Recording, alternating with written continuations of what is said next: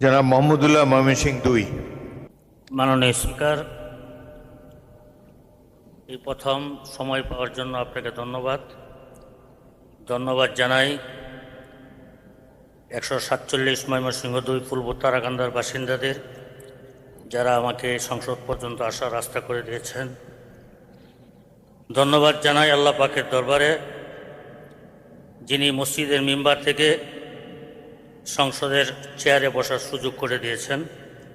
মাননীয় স্পিকার, আলহামদুলিল্লাহ, আমি সড়ক পরিবহন ও সেতুমন্ত্রী সমীপে ছোট্ট একটি আরজ রাখতেছি। আমার ময়মনসিংহ জেলার পূর্ব তারাকান্দা অনেক বড় এরিয়া। এই তারাকান্দা ফুলপুরের উপর দিয়ে শেরপুর, আলোয়াঘাট, দুবাওড়া, নেত্রকোনার এক অংশের অসংখ্য গাড়িগুলা চলাচল করে। রাস্তাটি খুবই ছোট, টু লেন। শত শত গাড়ি চলাচল করার কারণে যাতায়াতের অনেক কষ্ট হয়, অনেক জায়গায় যানজটের সৃষ্টি হয় এবং সবচেয়ে বেশি হলো প্রতি মাসে প্রায় 50-এর মতো অ্যাক্সিডেন্ট মারা যায়।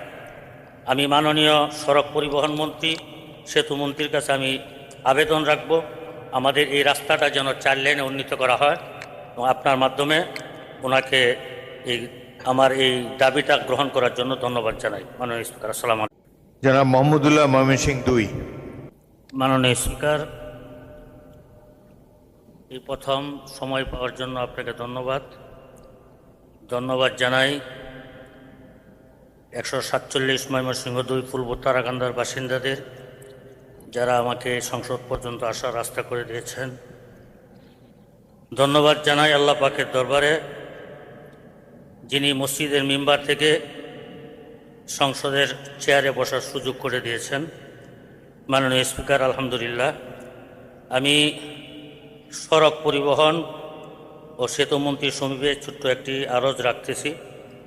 আমার ময়মনসিংহ জেলার পূর্ব তারাকান্দা অনেক বড় এরিয়া। এই তারাকান্দা ফুলপুরের উপর দিয়ে শেরপুর, আলোয়াঘাট, দুবাওড়া, নেত্রকোনার এক অংশের অসংখ্য গাড়িগুলা চলাচল করে। রাস্তাটি খুবই ছোট, টু লেন। শত শত গাড়ি চলাচল করার কারণে যাতায়াতের অনেক কষ্ট হয়, অনেক জায়গায় যানজটের সৃষ্টি হয় এবং সবচেয়ে বেশি হলো প্রতি মাসে প্রায় 50-এর মতো অ্যাক্সিডেন্ট মারা যায়। আমি মাননীয় সড়ক পরিবহন মন্ত্রী, সেতু মন্ত্রীর কাছে আমি আবেদন রাখব আমাদের এই রাস্তাটা যেন 4 লেনে উন্নীত করা হয় এবং আপনার মাধ্যমে ওনাকে আমার এই দাবিটা গ্রহণ করার জন্য ধন্যবাদ জানাই। মাননীয় স্পিকার, আসসালামু আলাইকুম।